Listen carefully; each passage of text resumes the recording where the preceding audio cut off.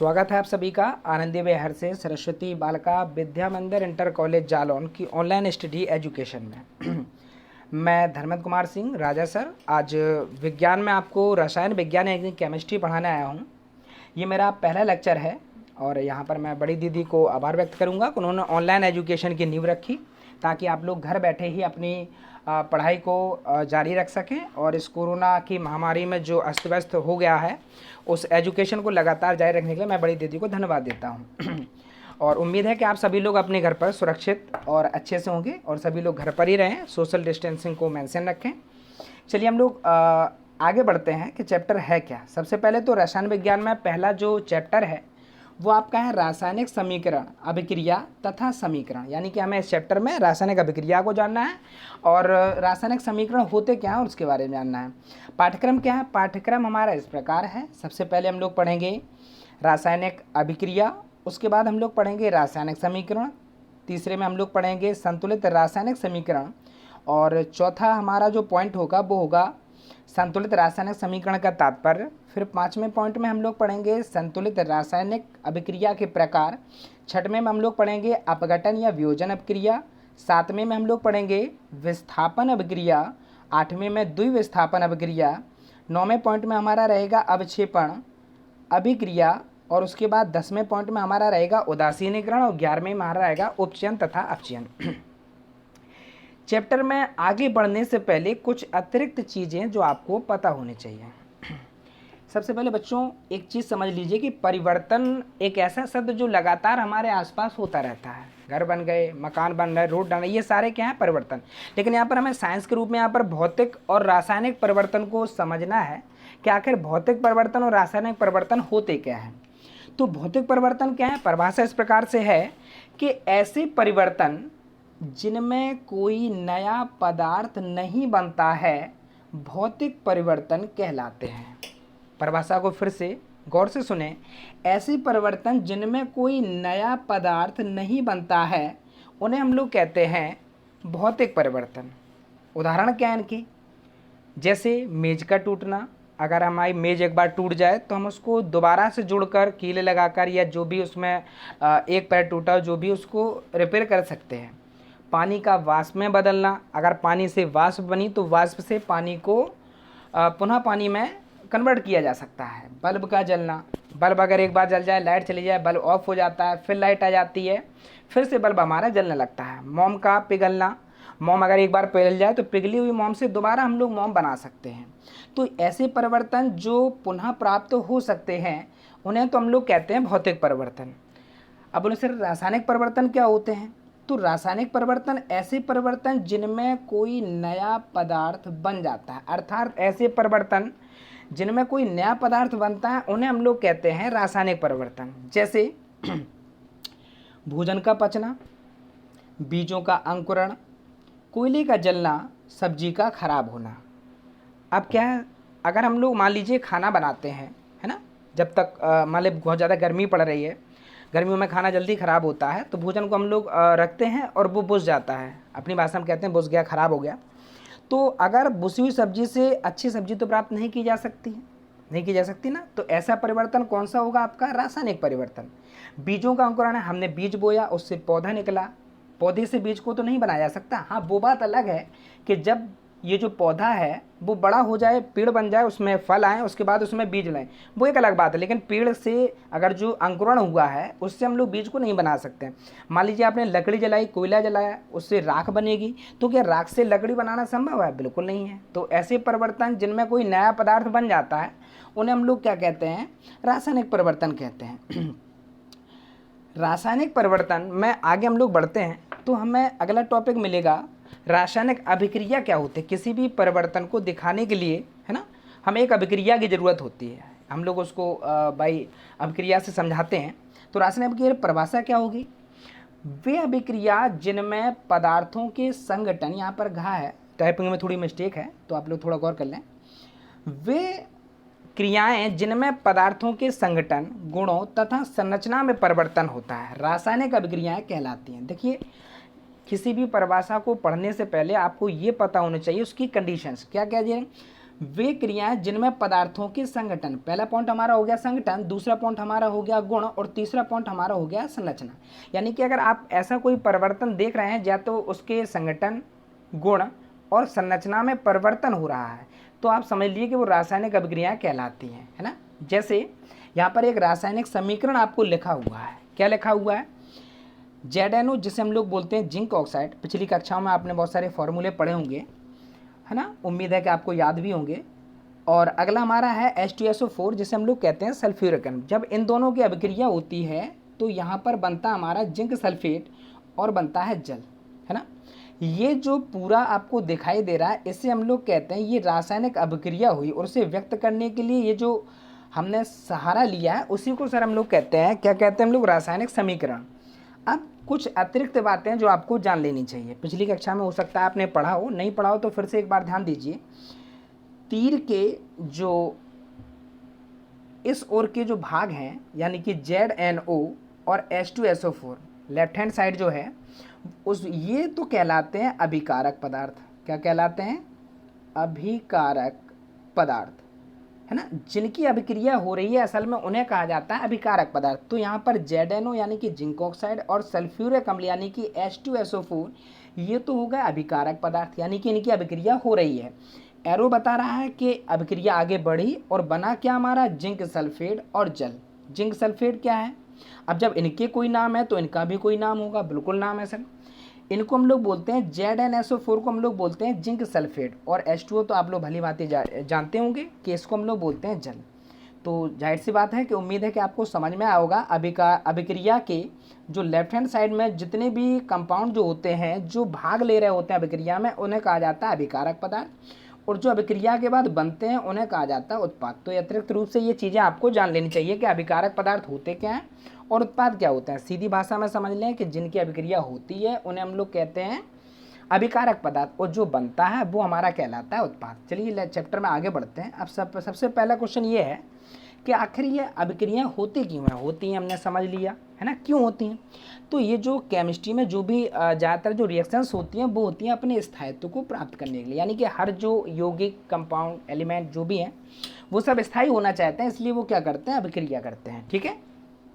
चलिए इसके बाद हम लोग पढ़ते हैं रासायनिक समीकरण, जो कि हम ऊपर आपको बता चुके हैं, है ना, लेकिन परिभाषा फिर भी हमें पता होनी चाहिए। अभिक्रिया के संक्षिप्त का मतलब होता है छोटा, किसी भी चीज़ को, बड़ी चीज़ को छोटे तरीके में समझाना, छोटे रूप में समझाना, उसे असल में कहा जाता है संक्षिप्त। तो अभिक्रिया तो हम लोग ऊपर पढ़ ही चुके हैं, है ना, और संक्षिप्त क्या हो गया, इसका छोटा रूप हो गया। तो अभिक्रिया का जो छोटा रूप होता है ना, शब्द यानी कि जो इसमें हम लोग व्यक्त करते हैं, वो आपका कहलाता है रासायनिक समीकरण, या शब्द समीकरण भी इसको कहते हैं। आपने ऊपर रिएक्शन पढ़ ही लिए, अतिरिक्त रूप से जो चीज़ें आपको पता होनी चाहिए थे वो हमने अभी बता दिया है कि जो अभिक्रिया में भाग लेते हैं वो आपके कहलाते हैं अभिकारक पदार्थ।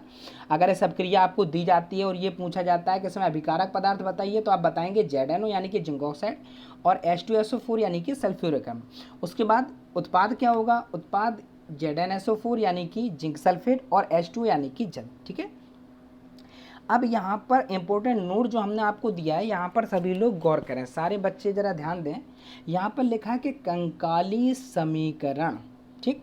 आपने असंतुलित समीकरण तो अक्सर पढ़ा होगा, लेकिन पेपरों में क्या होता है, कभी कभी जिनके दो नाम होते हैं, जैसे आपका घर का नाम कुछ और होता है, स्कूल का नाम कुछ और होता है, ऐसी कई सारे डेफिनेशंस होती हैं, कई सारे कंपाउंड जिनके कुछ नाम हिंदी होते हैं, कुछ नाम अलग अलग नामों से उनको पुकारा जाता है।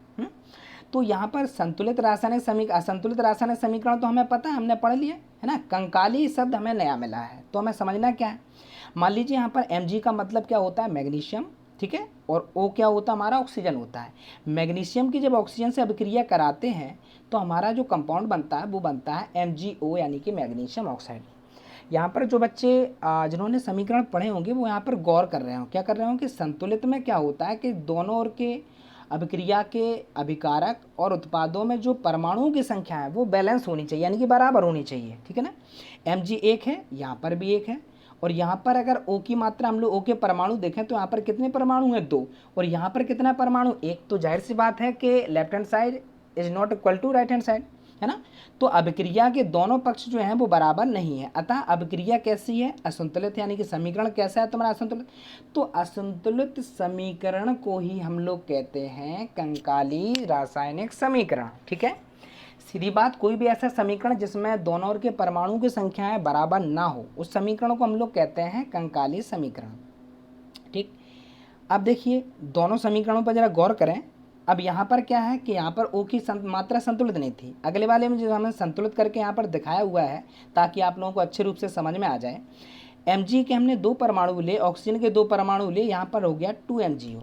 तो उम्मीद करेंगे कि आपको समझ में आया होगा। देखिए जरा, Mg की मात्रा कितनी थी, 2 परमाणु थे, यहाँ भी कितने हो गए 2, ऑक्सीजन कितने थे 2 का गुणा होगा ऑक्सीजन में, तो ये भी आपके कितने हो गए 2, ये जो 2 है इसका गुणा होगा अगले बार, है ना, यहाँ पर 2 में, है ना, O में, तो ये हमारे हो गए 2 Mg हैं 2 O हैं, तो हमारा समीकरण जो है वो कैसा है, संतुलित है।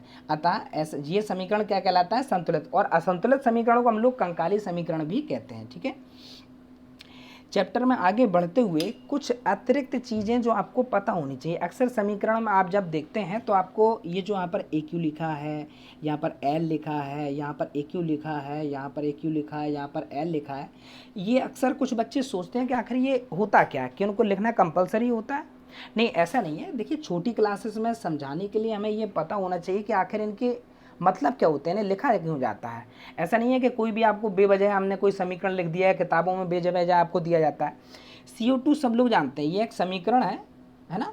पेड़ पौधों द्वारा जो मंड यानी कि भोज्य पदार्थ बनाते हैं, पेड़ पौधे कौन सी गैस लेते हैं, CO2 लेते हैं, कार्बन डाइऑक्साइड, जल को ग्रहण करते हैं, सूर्य के प्रकाश में क्लोरोफिल पाया जाता है। अब ये नए अतिरिक्त चीज़ जो आपको, देखो चीज़ों को हमें लिंक करके पढ़ना होगा तो चीज़ें हमारी आसान हो जाएंगी और हमें याद होती हुई चली जाएंगी।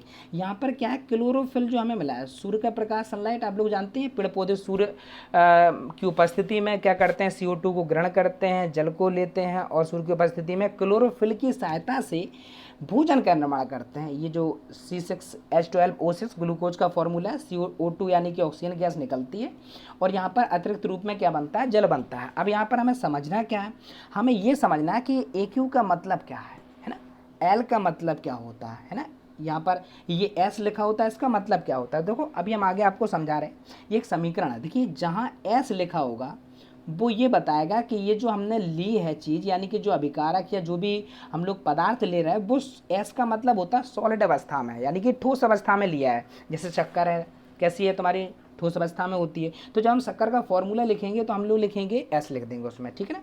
अब मान लो चूना ले रहे हैं हम लोग, तो चूना जब ये सॉलिड फॉर्म में लिया गया है ना, अब ये बात अलग है कि आप उसको पानी में घोल दें, वो एक अलग विषय है।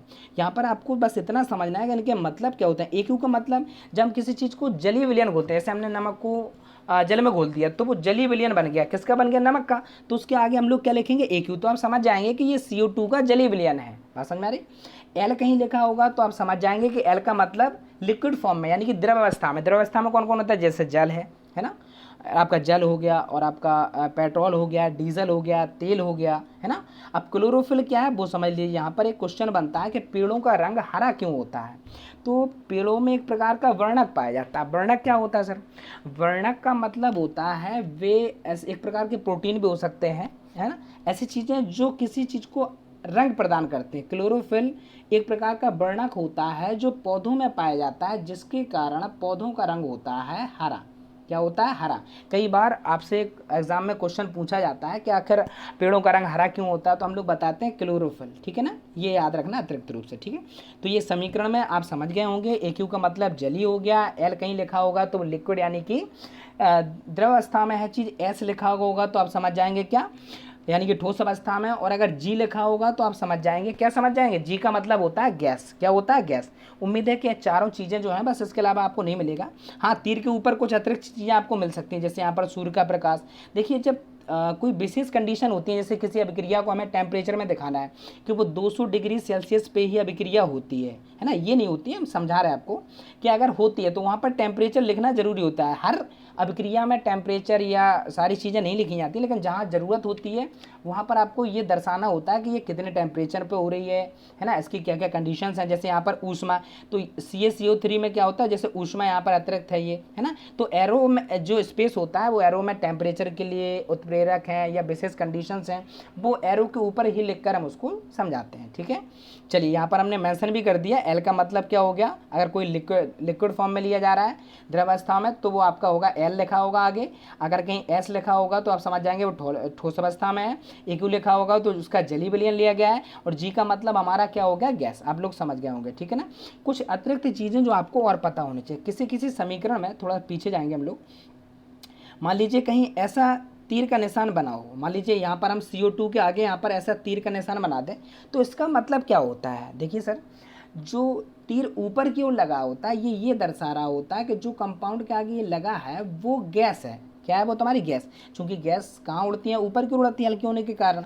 तो इस कारण यहाँ पर ऊपर की ओर तीर लगा। तो क्या ऊपर ही होता है, क्या नीचे नहीं होता, बिल्कुल होता है बेटा। अगर किसी का अवक्षेप प्राप्त होता है तो बेटा नीचे की ओर तीर लगा होता है। अगर वो गैस अवस्था में प्राप्त होता है तो वो ऊपर की ओर तीर लगा होता है। अब ये दाएं बाएं नहीं होता है, ठीक है, दाएं में यही होता है।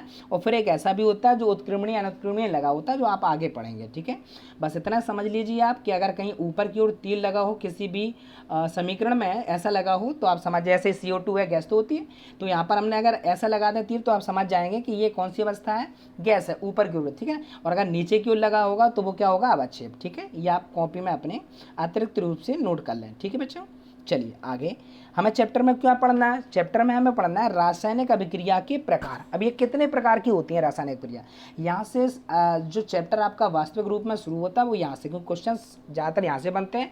या जो हमने पीछे आपको पढ़ाया है कंकाली समीकरण, वो अक्सर परीक्षा में पूछ लिया जा सकता है फिर। ठीक है, तो पहला टॉपिक हमारा होगा संयोजन या योगात्मक अभिक्रिया। दूसरे पॉइंट में हम लोग पढ़ेंगे विस्थापन अभिक्रियाएं क्या होती हैं। उसके बाद तीसरे पॉइंट में हम लोग पढ़ेंगे अनुत्क्रमणीय अभिक्रिया क्या होती हैं। चौथे में हम लोग पढ़ेंगे उत्क्रमणीय अभिक्रिया क्या होती हैं। पाँचवें में हमें पढ़ना है अपघटन अभिक्रिया। छठवें में हम लोग पढ़ेंगे वियोजन अभिक्रिया। सातवें में हम लोगों को पढ़ना है उभय अपघटन अभिक्रिया। आठवें में हम लोग पढ़ेंगे ऊष्मा क्षेपी ऊष्मा शोषी अभिक्रिया। अब यहाँ पर हम आपको जो आठवां पॉइंट है इसमें हम इम्पोर्टेंट बताना चाहेंगे, क्योंकि अक्सर यहाँ से या तो कोई समीकरण पूछा जाता है या फिर सीधे सीधे बोर्ड में आपसे एक क्वेश्चन बनता है कि ऊष्मा क्षेपी और ऊष्मा शोषी अभिक्रिया किन्हें कहते हैं, समझाइए। हाँ, एक चीज़ और जो आपको पता होनी चाहिए वो क्या है, वो ये है प्यारे बच्चों कि आप जब पढ़ते हैं किसी भी डेफिनेशन को, अगर उसे उदाहरण है तो आप उदाहरण के साथ ही याद करें, क्योंकि अक्सर जो डेफिनेशन पूछी जाती है वो जब एक्सप्लेन करते हैं तो उसे समझाने के लिए आपको एक उदाहरण की ज़रूरत होती है। तो आप लोग ये ध्यान रखें कि जो भी अभिक्रिया आप पढ़ें, यहाँ पर जो आठवीं है ये मोस्ट है, तो आप इसे तो पहली बात तो पढ़ना तो आपको सभी है, पर जो अतिरिक्त जो ज़्यादा इंपॉर्टेंट चीज़ है वो हम आपको यहीं मैंसन करते जा रहे हैं। ठीक है, आगे हमें पढ़ना क्या है, सबसे पहले हमें पढ़ना क्या है बच्चों, सबसे पहले हम लोग पढ़ेंगे एक मिनट जी यहाँ पर हम लोग पढ़ेंगे संयोजन योगात्मक अभिक्रियाएं, है ना, कॉम्बिनेशन और एडिशन रिएक्शंस। ठीक है, तो परिभाषा क्या होगी, सबसे पहले तो आपको परिभाषा याद होनी चाहिए, फिर उसके बाद हम लोग पढ़ेंगे उनके एग्जाम्पल। ठीक है, तो वे अभिक्रियाएं जिनमें दो या दो से अधिक, देखिए हमने पहले भी आपको बताया है कि कंडीशंस पे विशेष आपको गौर करना है ना। अभिक्रियाएं सब में लिखा होगा। देखिए आप अच्छे स्टैंडर्ड में आप लोग आ चुके हैं, 10th स्टैंडर्ड, यहाँ पर आपको चीज़ों को समझना होगा, रटने से काम नहीं चलेगा। तो आप चीज़ों को जितने ज़्यादा बेहतर तरीके से समझें उतना ज़्यादा अच्छा है आपको। ठीक है ना, जल्दी से चीज़ें याद होंगी अगर आप लोग समझ लेंगे। तो कोऑपरेट कीजिए, अच्छे से पढ़ाई कीजिए घर पर रह के। चलिए हम लोग समझते हैं क्या समझना में। चलिए, वे अभिक्रियाएं जिनमें दो या दो से अधिक, यानी कि या तो दो चीज़ें हो सकती हैं या दो से अधिक भी पदार्थ हो सकते हैं, संयोग करके केवल एक नया पदार्थ बनाते हैं। देखिए क्या कह रहा है वो, कि दो या दो से अधिक चीज़ें जुड़ेंगी, पदार्थ जुड़ेंगे और वो केवल एक ही पदार्थ बनाएंगे, तो ऐसी अभिक्रिया कहलाती है संयोजन या योगात्मक अभिक्रिया, है ना। क्योंकि डेफिनेशन से सारी चीज़ें क्लियर नहीं होती हैं, इसलिए हम आपको एग्जाम्पल के द्वारा समझाएंगे। क्या एग्जाम्पल, एस का मतलब सल्फर, इसे हम लोग गंधक भी कहते हैं, है ना, ये एलिमेंट होता है। यहाँ पर ऑक्सीजन है हमारा, देखिए अबे हाल हमने ऊपर आपको बताया था, एस का मतलब क्या है कि ये सॉलिड फॉर्म में है आपका। ठीक है, जी का मतलब क्या है कि ये गैस है ऑक्सीजन, और सल्फर डाइऑक्साइड जो आपका उत्पाद बन रहा है वो भी क्या है, गैस है। क्यों, आगे क्या लिखा है, जी।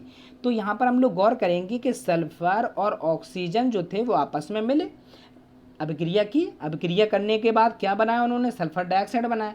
परिभाषा कह रही है कि दो या दो से अधिक, यहाँ पर कितनी चीज़ें हैं, एक और एक 2, दो चीज़ें जुड़कर आपस में क्या बना रही हैं, एक ही कंपाउंड बना रही हैं। तो अभिक्रिया का नाम क्या होगा आपका, योगात्मक अभिक्रिया। योग का मतलब होता है जुड़ना, योग का मतलब क्या होता है, जुड़ना। गणित में आपने पढ़ा होगा, है ना। इसका योगफल निकालिए, योगफल का मतलब उन्हें जोड़िए और जो निकलता है फल वो आप बताइए, उसको हम लोग क्या कहते हैं, योगफल।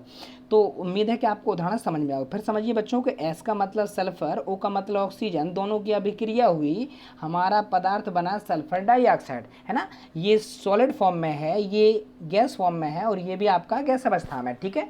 चलिए अब ऊपर जरा गौर कीजिए, अगर हम आपसे पूछें कि इसमें अभिकारक पदार्थ कौन होंगे, तो बोलेंगे सर आप सल्फर और ऑक्सीजन। क्यों होंगे, क्योंकि एरो के जो लेफ्ट हैंड साइड जो होती है, जो अभिक्रिया कर रहे होते हैं, असल में उन्हें हम लोग कहते हैं अभिकारक। क्या कहते हैं हम लोग, अभिकारक पदार्थ। और जो बनता है अभिक्रिया के बाद वो आपका क्या कहलाता है, उत्पाद कहलाता है। तो यहाँ पर सल्फर डाइऑक्साइड क्या होगा, आपका उत्पाद होगा, और सल्फर क्या होगा, वो आपका होगा सल्फर ऑक्सीजन जो होंगे वो आपके क्या कहलाएंगे, वो आपके कहलाएंगे अभिकारक पदार्थ, ठीक है। अगले एग्जाम्पल की ओर हम लोग चलते हैं। जितने ज़्यादा एग्जाम्पल आप समझेंगे उतने ज़्यादा आपको रिएक्शन समझ में आएगी। यहाँ पर देखिए हाइड्रोजन और ऑक्सीजन यानी कि 2H2 + O2, एरो एरो के ऊपर लिखा है, ध्यान देखिए ऊपर हमने क्या बताया था, एरो के ऊपर आपको अगर विशेष कोई कंडीशंस है ना, तो वो आपको दिखानी पड़ेगी, ठीक है।